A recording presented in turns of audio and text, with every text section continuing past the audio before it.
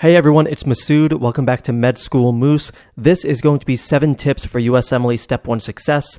If you're brand new to my channel, welcome. I create a lot of high-yield content for medical students and residents, including a lot of USMLE and complex prep content, so it only seems fitting that I provide some of my most important tips to make sure you can be successful on USMLE Step 1. Be sure to subscribe to my channel to receive all the latest updates and videos. Real quick before we get started, I just wanted to put a reminder out there about my brand new Sunday Morning Rounds newsletter. You can receive crazy helpful content like USMLE study tips, med school advice, residency advice, and productivity hacks directly to your inbox. I'll put the link for that in the description. Be sure to subscribe to that newsletter. It is very helpful. That being said, let's go ahead and get started with these tips. Tip number 1 is going to be reading first aid alongside your med school classes. Now, what do I mean by that? Basically, what you want to be doing is whatever subject you're studying for in medical school, you want to be reading those same areas in first aid for USMLE Step 1. So for example, if you're studying anatomy for med school, you want to be reading those same areas in the anatomy section for first aid. If you're studying microbiology,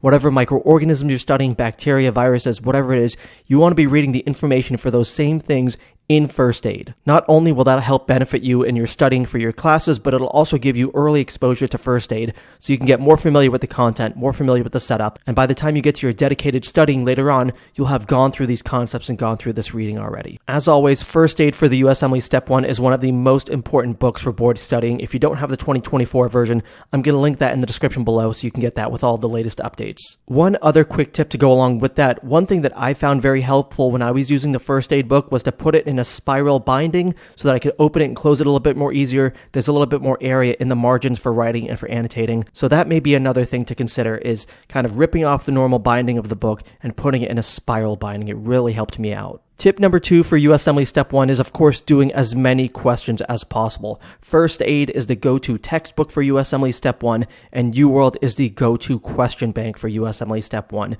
You want to do as many questions as possible. This is a recommendation that a lot of students hear. The more that you can see this, the more exposure you'll get to different types of questions, different concepts, and different things that you may see on test day. I definitely recommend at least doing one full pass through UWorld to get exposure to all of the questions. If you're able to do more questions than that, more questions is always better, but be sure you're doing as many questions as possible. Sometimes when students get closer to test day, they want to look at other resources, they want to try to find new resources to add in. Don't do that. You want to just go back to these questions, keep doing them again and again. And as you're doing these questions, tip number 3 to go along with that is actively reviewing the questions after you do them. Of course, whenever you're doing UWorld questions, you want to review all the answer choices, you want to review all the reasons that an answer was correct or incorrect so that you can get that understanding. But in addition to that, you want to incorporate some of these other resources that you were using. So for example, here we see a UWorld question about the renin-angiotensin system. You want to go back to First Aid and you want to read about that there. You want to read about that in other resources as well. If it's a question about microbiology and you had no idea what it was, you want to go back to Sketchy Micro and look at that microorganism. By doing this, you're going to incorporate all of these different resources. It's going to be active review, and you're going to retain this information a lot better. Another great tip to go along with reviewing these UWorld questions is tip number 4. You want to keep a journal of missed concepts. This is something that I've mentioned multiple times in the past, but basically, if you have UWorld questions and you're reviewing them, and there's an answer choice or a concept or something like that, and you had absolutely no idea what that was, you had absolutely no idea what the question was asking about or what the answer might be, you want to write all of those things down in a journal, what I call a concept journal. That way, as it gets closer to test day, you can whip out that concept journal and you can review all of these high yield areas that you were a little bit weaker in, kind of strengthen that up right before the test. I found this to be incredibly helpful right before taking USMLE Step 1, so you definitely want to keep a concept journal. I'll put a link for my favorite journal in the description below. Be sure to check that out as well. Tip number 5 is going to be simulating test conditions. Of course, reading First Aid is important. Of course, doing UWorld is important. But none of those things can prepare you for how long and how exhausting that test day actually is.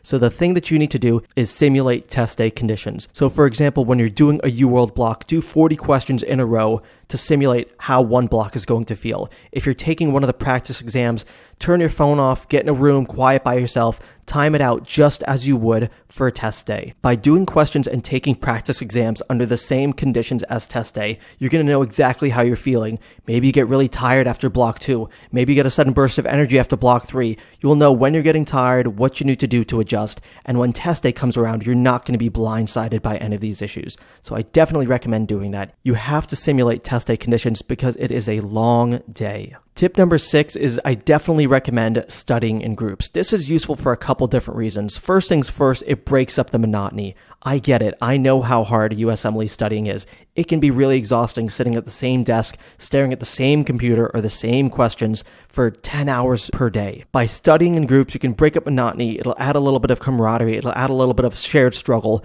and that'll kind of make things a little bit easier during these grueling study days. Another really useful reason to study in groups is because other people who are studying for USMLE may have useful memory aids or mnemonics or things that they use that they'll share with you that'll help you incorporate some of this information as well. For example, if you're having a hard time remembering all the different specifications of a certain bacteria, a friend may have a mnemonic to kind of help remember that, something that you've never even heard of before, and you can share that while studying in a group, and that may make you retain the information a lot better. So studying in groups is really, really useful for a lot of different reasons. I definitely recommend it. Get together with a group of your friends. Of course, if you're in med school, everyone else is going to be studying for USMLE Step 1 as well, so get together and do some studying in groups. And then finally, tip number 7 is you have to take breaks. This is so important.